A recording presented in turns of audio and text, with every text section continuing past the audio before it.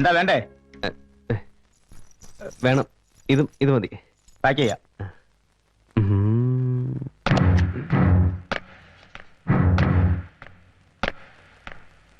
അല്ല, ഈ ബോംബിന് time adjust ഒന്നും വേണ്ടേ? ഇതിന് ടൈം അഡ്ജസ്റ്റ്മെന്റ് ഒന്നും വേണ്ട.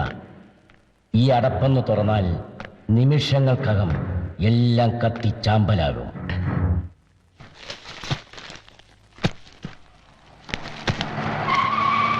ഒരു പാക്കറ്റ് ഗ്ലൂക്കോസ് വേണം.